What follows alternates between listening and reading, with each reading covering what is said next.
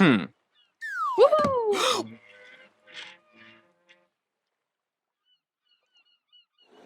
So, Fay, this week, This week. we're going to talk about another contemporary political issue. Okay. And I actually think it's the political issue of our day. And it certainly ties into our theme of freedom. And specifically, I'm talking about freedom of speech. Well, freedom of speech is important in general, just in casual conversation, so that you're allowed to say whatever you want to say. But it's also important on a bigger basis, so that news can tell the truth and it prevents misinformation being spread around. Like in terms of dictatorships, normally freedom of speech isn't allowed, so that the government can keep control over the citizens and not allow them to know the truth. Well, that's interesting that you brought up both a personal aspect to freedom of speech and a political aspect to freedom of speech. I think that they're both important. Let's start with the personal side.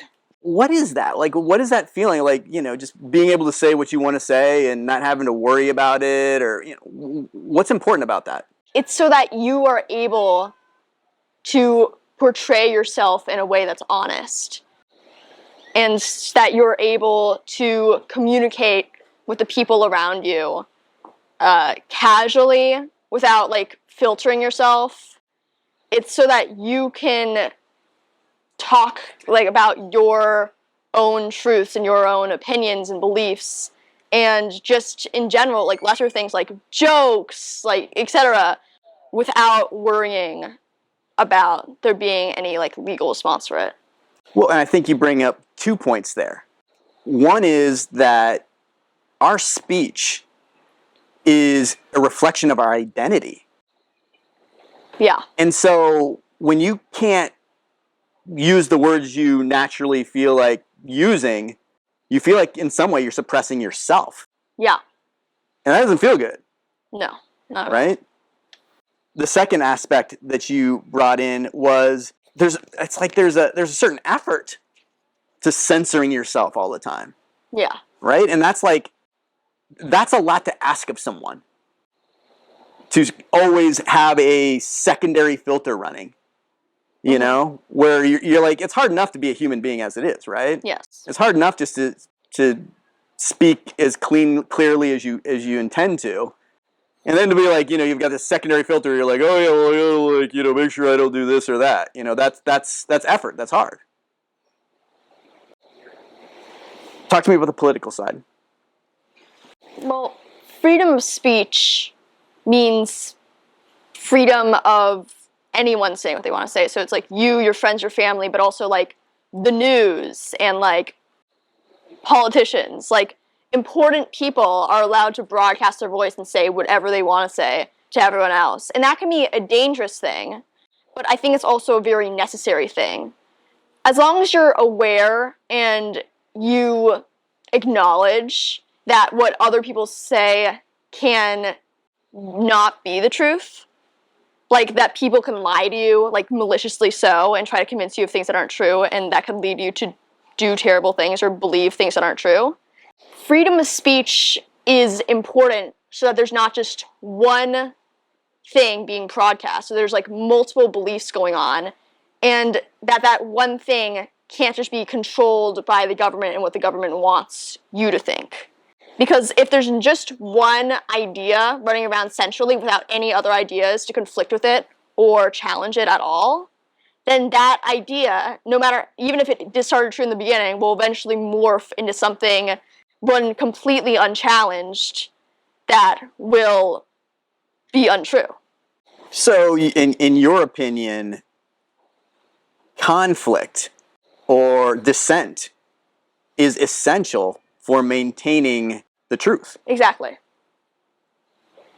I think I could buy into that. I hadn't really considered that, but I think that's important. It's why people say, we were talking about I remember we were talking about algorithms at one point. It's why you can't just be surrounded by constant yes men or people that are just backing up your own beliefs. And you have to look outside yourself and challenge those beliefs occasionally, because obviously not all of your beliefs that you were born with are going to be true. Well, and on the political side, speech is about power. Yeah, definitely. It's about control. And so if you're not allowed, if people are not allowed to speak freely, you've robbed them of their political power, their social power. Exactly. It's big stuff, right? Mm-hmm. It's important stuff. It's personal and it's political. Yeah. And it's deep. Like, it's not just tangential, right? It's not like, oh, this, you could kind of have a government or democracy work without it. It's like, Yeah. like, you're in big trouble. Your words are very important things. So it's not surprising that this is a volatile, sensitive political topic. Definitely. Should any words be banned? I think that there are a lot of words that are bad, honestly. Like, I think that assigning a word morality is a really dangerous thing to do. But I do think that a lot of words, right now at least, are just words that people should not use. But I also think that words shouldn't be allowed to be banned. I think that there are plenty of terrible, awful people, and they use these terrible, awful words, and these words are bad, and they shouldn't be used. But I don't think that they should be illegal to use, because when you start limiting your speech like that, when you start limiting words like that, it's a really slippery slope. Well, so when we talk about banning, there's really two kinds of banning. I mean, there's illegal, Yeah. right? And it sounds like from what you said, you're definitely not on that side. There shouldn't be anything should be illegal to say. No. But what about like the sort of strong social prohibitions there are against words right now? So essentially what they call cancel culture. Yeah. Right?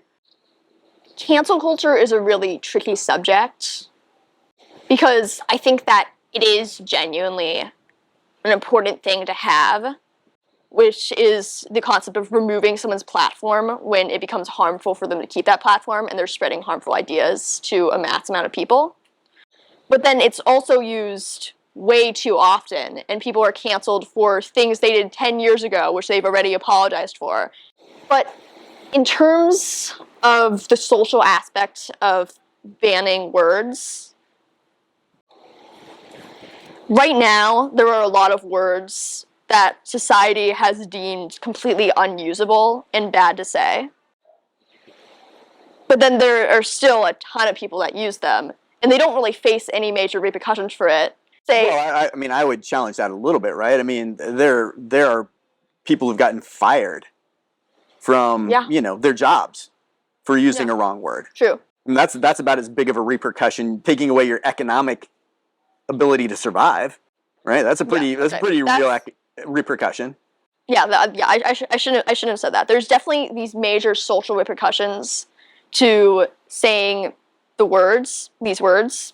I think that cancel culture in general needs to be examined and carefully used, and especially in the context of real world actions that are done based on words that are used. I think you need to be careful to tread there. Like, I think you need to really carefully tread there. But a lot of words are just a few words, are just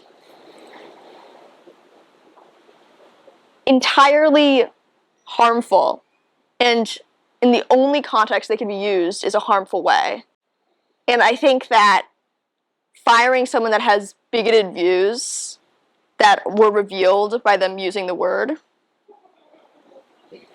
is something that is necessary. Let's talk about another aspect of freedom of speech, and that's the era. Let me start this off with a historical example. I was reading Shakespeare once. In a really pretty dramatic moment in one of his plays, one of the characters referred to another person as naughty. Right? And I was kind of like, naughty? Really, that is a pretty bad person. It's like, you could tell the intent was not like, oh, you're so naughty, Mm-hmm. But then I got into it, and I started to study it a little bit, and like naughty in his age was like a serious word. Like, it was from the word not, which is like nothing. And, it was like, it was equivalent to the word wicked. So what do you think? Like those words have the word that has been banned has changed throughout history, and the kinds of words that have been banned throughout history. Is there some categorical difference between a more contemporary ban versus the previous bans? Are they all the same? I think it's really interesting how language changes and grows over time, and how new words step in and old words are retired, and words really change their meaning over time. And in terms of the words that have been banned over time, I think that it all depends on how people interpret those words and how people meant for those words to be interpreted. Because back in Shakespeare's days, naughty was a word that was seriously impactful on someone. And so that would have been a bad word to say then. But now, it's not a bad word to say, because no one senses any impact in it at all. And nowadays, people that say these slurs, they mean to have a serious impact on them. And the meaning behind those words are, I hate this specific group of people, and I think this specific group of people is bad. And then the people that hear them also hear that. And so there's this sort of central meaning that is identified with both the people that are saying them and the people that are hearing them. So nowadays, saying slurs is a terrible thing to do. And just because language changes over time and curse words and the word naughty are used way more casually and don't hold the same meaning as before, doesn't mean that back then they were okay to say. It doesn't mean that the words that are bad to say now are okay to say now. Because it all depends on what people intend to say and what people hear when they hear them. Well, so you just brought up a really important word, intent. Right? So you think the intent of the words matters. Yes. Are specific words the issue, or are specific intentions more the issue? Well, I don't think it's smart to just reduce the words entirely down. Then you end up with mindsets like, oh, well, if I didn't intend the word in a bad way, then it's completely okay to say it then. When it's really more the societally accepted definition of the word. Nowadays, like, people are way more progressive than they were before. And so back when slurs were more widely accepted to be used, they held a lot of the same meaning, but people were just, they had different views of what was accepted in society. I think that the intent is what matters behind the word, and that those intents should not be accepted in society at all. But when that intent is widely recognized when using a word, then that word should not be accepted by society. Well, so let's talk about an era-based one that's peeking into the social consciousness right now, and that is people, demanding that you use a certain pronoun to refer to them. There's conflict there. Yeah. Right? There are people who feel that you should have to ask what someone's pronoun is, and then there are people who are kind of like, it's fine if you do it, but I don't really feel like I need to do it. There's intent both from the speaker and the listener, right? Yeah. Like and they can be different. So how do you adjudicate that when the listener feels a different intent than the speaker intends? Well, in terms of gendered pronouns, I think it's polite to ask people what their pronouns are. But if you assume someone's pronouns and then they say, hey, no, you shouldn't have assumed, that's not correct, then as long as you apologize and move on with using the correct pronouns that they would prefer, it's really not that big of a deal. You think that people who were from a different era maybe and haven't been fully immersed in this sort of new social prohibition should be cut a little slack? I think that it would be nice if everyone tried to put the effort into doing that, but honestly, as long as the intent behind it was completely innocent and they correct themselves after they realize the truth, it's not that big of a deal. Well, so, these more recent prohibitions, racial slurs, gender context, is there something inherently different about our modern day prohibitions, or is a prohibited word a prohibited word and it just changes through time? I mean, I'm not exactly well versed on the history of banned words. Well, let's talk about curse words as an example. Yeah, okay. I think that there is a lot of similarities in the words that are banned over time, not necessarily in what those words are, but why they were banned. But I think that what does change a little bit is what is societally accepted intention. Because these words that were used and that are used did not all have the same definitions. What changed was the definitions that were allowed. In terms of racial slurs, society today is significantly less racist than it was. Yeah, and I think that's the same in the terms of like, a lot of slurs. So, in general, words that are meant to hurt someone were not really accepted in society, but the people that those were aimed at and that people might have been allowed to hurt in the past has changed. So let's say I'm a religious person, right? And the use of the Lord's name in vain is, that hurts as a religious person. Like that can really hurt. I think in a very similar way that a racist term can hurt someone of that race. Like I think the pains are similar to the receiver. So, like, why should we allow?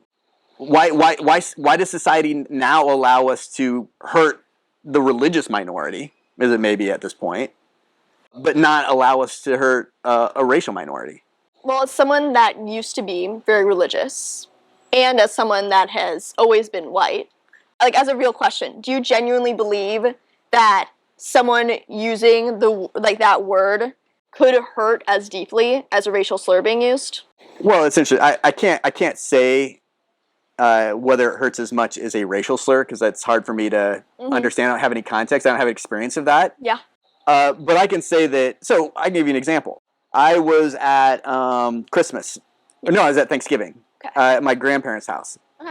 And the whole family was gathered around, and I was really the only religious person in my whole family at that point. And my granddad, who I loved, told this joke about Jesus and Easter Sunday. It was something along the lines like I think the punchline, well, this is a hell of a way to spend Easter Sunday. And dude, I remember I was devastated hearing that, and everyone laughed, and like it hurt me deeply. And I remember I left. I walked. I mean, this is so unlike me, right? But I went up to my room and I was holding back tears. And so yeah, I think that those words and the way that people speak about religion does really hurt religious people right now. So I would say that they are similar, but it's certainly not viewed that way by society right now. It's more like society is kind of like, for religious people, get over it. Yeah. Right? But for racial minorities, that's not the attitude. What do you think about that? I don't know. It's interesting, right? I think one factor of it could be that Christians aren't really the minority. Christianity is the religious majority in the world in general. You would be insulting a majority instead of minority, and I think there's some serious societal opinions there. In terms of the hurt and the impact that it can have on religious people, but I think I've seen some religious people that don't have as big of an impact on those words. Do you think that it's... I think it depends on how deeply you believe. Well, in that case, the Christians that aren't as hurt by those words are much more prominent in what the majority of people believe to be a Christian. And then, in addition, people that are more deeply Christian and more deeply religious face some mockery from society, likely because the Bible has some very outdated values. Well, so I really think that you're getting at it there, right? I think that society, on some level, by prohibiting racial hurtful words, but not religious hurtful words at this point, has deemed that religion is something that you've just kind of made up in your head, and it's something you've chosen, whereas your race isn't. Yeah. I think that's definitely a view held by a lot of people, and the whole, like, you can choose this, but you can't choose that, is definitely a major factor that's played in. But I was mostly pointing out how, like, number one, a lot of Christians, at least the ones that are people see, aren't offended by these words at all, and so people think that, okay, it's completely fine to use these words. And number two, that the people that are more deeply religious and can be offended by these words are generally assumed by society to not be good people. Yeah, I think that's true. I think that the society has changed its view. So there's definitely an atheistic bias there, and religion isn't seen as a serious part of your identity in comparison to other things. Yeah. Which I don't think is particularly fair. But these other factors at play are also majorly impacting why society views these things as okay to say. We hope that you enjoyed that video, and if you did, please consider checking out the next one in the series. Or some of our other series on philosophy and life. We upload videos every Friday, so don't forget to like and subscribe. Like and subscribe. See you next week.